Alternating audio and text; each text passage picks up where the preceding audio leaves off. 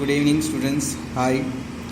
आज हम लोग जो चैप्टर कर रहे हैं, जैसे तुम लोगों को याद होगा, chapter number 2 sources of corporate finance.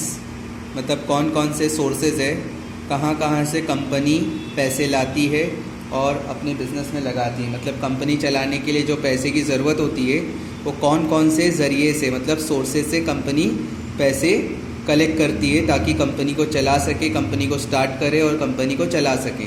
तो लास्ट टाइम तुम लोगों को याद होगा हम लोग ने क्या पढ़ा था, इक्विटी शेयर्स पढ़े थे, याद होगा। इक्विटी शेयर्स के ये सारे फीचर्स थे जो हम लोगों ने पढ़ा था लास्ट लेक्चर में। तो आज जो हम लोग पढ़ने वाले हैं वो है प्रेफरेंस शेयर्स। ठीक है, इक्विटी शेयर्स पढ़े थे। इक्विटी शेयर्स वो होता है जिसको डिविडेंड कम या ज़्यादा मिलता है, मतलब फ्लक्चुएटिंग रेट ऑफ डिविडेंड है, याद होगा। ये हम लोग ने पॉइंट पढ़ा था। रिस्की भी रहता है ज़्यादा। ओके, इक्विटी वालों को जब कंपनी बंद होती है तो सबसे एंड में, लास्ट में मिलता है कैपिटल, अगर कुछ बचा तो, वरना वो भी नहीं मिलता है। अब हम लोग बात करते हैं हमारे प्रेफरेंस शेयर्स की, जो आज का हमारा पॉइंट है। Preference shares, okay. प्रेफरेंस मतलब एक नॉर्मल प्रेफरेंस का मतलब होता है किसी को मतलब फर्स्ट चॉइस देना, किसी को पहला प्रेफरेंस देना। जैसे फॉर एग्ज़ाम्पल दो लोग हैं, मिस्टर ए और मिस्टर बी, दोनों खड़े थे और हम लोग ट्रेन में बैठे हैं और हम जब उठने वाले हैं सीट से तो हम लोग या तो ए को सीट देंगे या तो बी को। अब हम लोग को लग रहा है ठीक है हम लोग ए को सीट देंगे क्योंकि ए जो है वो काफ़ी बूढ़ा इंसान है तो उसको ज़्यादा ज़रूरत है बैठने की। मिस्टर बी जो है वो जवान है, यंग है, खड़े रह सकता है। तो हम लोग ने प्रेफरेंस किसको दिए, मिस्टर ए को। तो प्रेफरेंस का मतलब ये जिसको फर्स्ट चॉइस देना, हर चीज़ में फर्स्ट चॉइस। तो हम लोग ने उस बूढ़े आदमी को क्या दिए, फर्स्ट चॉइस। हम लोग ने उसको पहले जगह दे दिए बैठने के लिए। ओके, तो इसी को प्रेफरेंस बोलते हैं। तो आज हम लोग जो पढ़ रहे पॉइंट भी हमारा प्रेफरेंस से ही है, प्रेफरेंस शेयर्स। तो यहाँ पर डेफिनेशन पढ़ेंगे। प्रेफरेंस शेयर्स आर दो shares which enjoy preference over equity share capital. जैसे मैंने कहा कि प्रेफरेंस मतलब क्या, चॉइस, फर्स्ट चॉइस देना। तो हम लोग ने जैसे मिस्टर ए जो बूढ़ा था उसको फर्स्ट चॉइस दिए, वैसे हम लोग प्रेफरेंस शेयर होल्डर्स जो भी शेयर्स खरीदते हैं प्रेफरेंस शेयर्स, उनको हम लोग हर चीज़, जो भी कंपनी का प्रॉफिट होता है, जब डिविडेंड बढ़ता है तो पहले किसको मिलता है, प्रेफरेंस शेयर्स को, उनको फर्स्ट चॉइस देते हैं। और डिविडेंड में उनको पहले हम लोग डिविडेंड देते हैं। और हमारे जब कंपनी, जैसे भी अगर कंपनी को वाइंडिंग अप करना है, मतलब ताला लग रहा है, कंपनी बंद हो रही है, तो जब पैसे वापस देने की बारी आएंगी तो शेयर होल्डर्स में दो शेयर होल्डर्स होते हैं। जैसे हम लोग ने लास्ट टाइम पढ़ा था लास्ट लेक्चर में, इक्विटी शेयर्स, जो अभी मैंने बताया, इक्विटी वालों को एंड में मिलता है। मतलब शेयर होल्डर में पहले किसको मिलता है, प्रेफरेंस शेयर होल्डर। तो वही है पहले डेफिनेशन का मतलब। प्रेफरेंस शेयर्स आर दो शेयर्स, प्रेफरेंस शेयर्स वो शेयर्स होते हैं विच इंजॉय प्रेफरेंस, जिनको हर मतलब जब कंपनी को डिविडेंड देना होता है या कंपनी जब बंद होती है कैपिटल देना होता है तो पहला प्रेफरेंस इनको दिया जाता है ओवर इक्विटी शेयर कैपिटल, और इक्विटी वालों को बाद में। इसके कुछ फीचर्स है।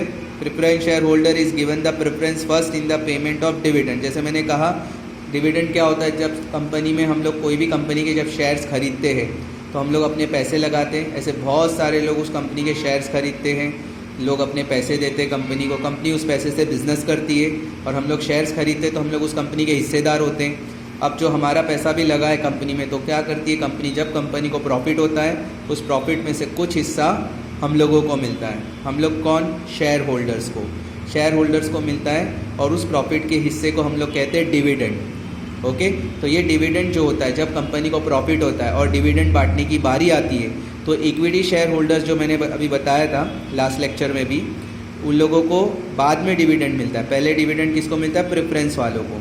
And in the repayment of capital at the time of winding up, और जब कल को अगर कंपनी बंद करने की बारी आई, ताला लगाने की बारी आई, तो जब पैसा रिटर्न करना होगा तो भी पहला चॉइस किसको दिया जाएगा, प्रेफरेंस वालों को। ओके, प्रेफरेंस वालों को उनका जो भी शेयर्स का पैसा है वो कंपनी पहले देने की कोशिश करेगी वाइंडिंग अप के टाइम पे, मतलब क्लोज करने के टाइम पे। It means preference share holder will be paid their dividend from and any profit is left over will be given to equity share holder. मतलब प्रेफरेंस शेयर होल्डर्स को company पहले dividend देती है, उसके बाद जो प्रॉफिट का कुछ जो भी बचा कुचा हिस्सा है उस बचे हुए हिस्से में से किसको मिलता है, इक्विटी शेयर होल्डर्स को। They enjoy fix rate of dividend, और प्रेफरेंस शेयर होल्डर्स को फिक्स रेट ऑफ डिविडेंड मिलता है। फिक्स रेट ऑफ डिविडेंड का मतलब अगर कंपनी बोलती है जो भी प्रेफरेंस शेयर्स खरीदता है कंपनी उसको 12%, 14%, 12%, 14% डिविडेंड देगी, तो उसको बोलते हैं फिक्स्ड रेट ऑफ डिविडेंड। जबकि इक्विटी शेयर होल्डर्स वालों को ऐसा नहीं है कि फिक्स रेट ऑफ डिविडेंड रहता है, इनको फ्लक्चुएटिंग रहता है। मतलब प्रेफरेंस वालों को अगर कंपनी बोली 14% डिविडेंड मिलेगा तो हर साल 14% के हिसाब से फिक्स रेट ऑफ डिविडेंड मिल जाएगा, जो भी प्रॉफिट होगा उसके हिसाब से। अभी यहाँ पर इक्विटी शेयर होल्डर को क्या है, कभी 2%, कभी 4%, कभी 20%, कभी 40% भी मिल सकता है। मतलब कंपनी का जैसा प्रॉफिट होगा, मतलब ज़्यादा भी मिल सकता है, कम भी मिल सकता है। इनका फ्लक्चुएटिंग रेट ऑफ डिविडेंड है, इनका फिक्स्ड है। तो फिक्स्ड रहने का एक फ़ायदा है कि कंपनी कभी इक्विटी वालों को सिर्फ 2% दी या 4%, लेकिन इनको तो 14% बोला तो 14% ही मिलेगा।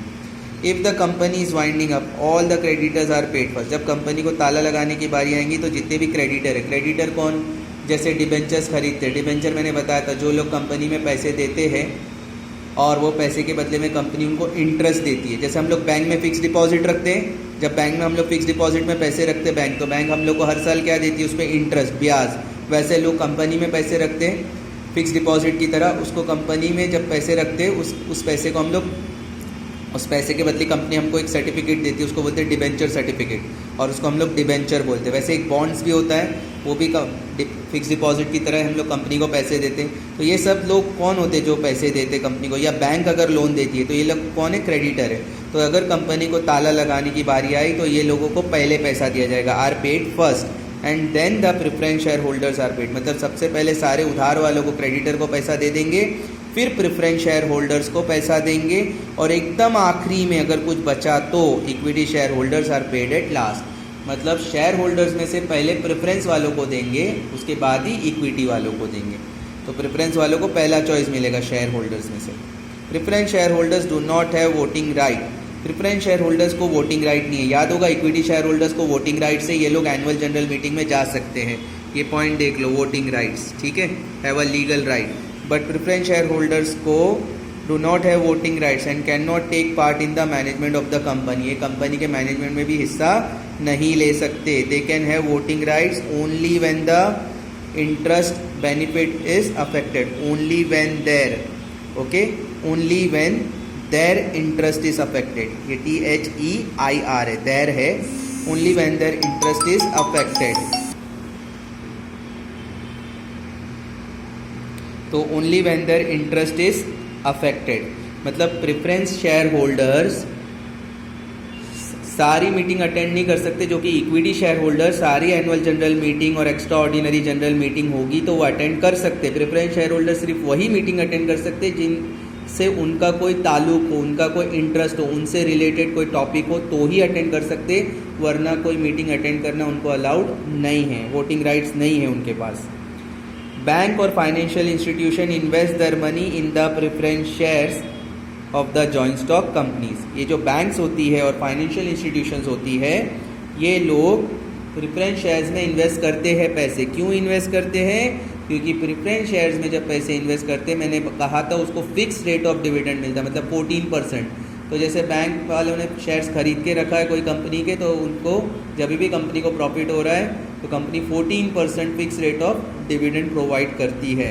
तो इसके लिए ज़्यादातर बैंक और बड़े बड़े फाइनेंशियल इंस्टीट्यूशन मतलब जैसे हम लोग सुनते होंगे Muthoot group finance, India bull, ये सब फाइनेंशियल इंस्टीट्यूशन है जो बैंक के अलावा भी ऐसी कुछ इंस्टीट्यूशन है जो लोगों को लोन प्रोवाइड करती है, तो उसको हम लोग फाइनेंशियल इंस्टीट्यूशन भी कहते हैं। वो लोग भी ये शेयर्स को ख़रीद के रखते हैं ताकि जो भी कोई बेनिफिट है वो उन लोगों को मिल सके, उससे भी वो लोग कमाते हैं प्रेफरेंस शेयर्स खरीद के। Preference shares are not freely transferable, हम लोग प्रेफरेंस शेयर्स किसी और को ट्रांसफ़र नहीं कर सकते हैं।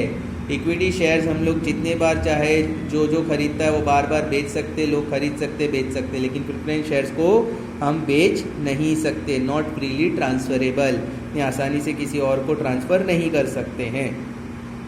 फिफ्थ पॉइंट है preference shares do not enjoy bonus shares, जो इक्विटी शेयर होल्डर्स हैं उनको याद होगा, ये हमने पढ़ा था last point, benefit of bonus shares, मतलब इन लोगों को free of cost, equity share holder को फ्री में बोनस शेयर्स मिलता है, जबकि प्रेफरेंस शेयर होल्डर्स को बोनस शेयर्स नहीं मिलता है, क्योंकि कंपनी ऑलरेडी इनको फिक्स रेट ऑफ डिविडेंड देती है, ताला लगने पे सबसे पहले शेयर होल्डर में इनको पैसा देती है, तो इतने सारे बेनिफिट तो देती है, इसलिए कंपनी ना इनको मीटिंग हर वोटिंग में राइट्स मिलता है, ना हर मीटिंग में बुलाती है कंपनी और ना ही इनको कोई फ्री में बोनस शेयर्स दिया जाता है। तो प्रेफरेंस शेयर होल्डर्स को बोनस शेयर्स नहीं दिया जाता है। और प्रेफरेंस शेयर्स में कई सारे टाइप्स है, there are various types of preference shares. Okay, तो ये था प्रेफरेंस शेयर्स का पॉइंट। इसको ध्यान से पढ़ो, कोई डाउट है तो बताओ, व्हाट्सअप करो, कॉल करो और इसको अपनी नोटबुक में लिख लो। ओके, और अच्छे से रिफ़र करो। That's all for the day. Thank you.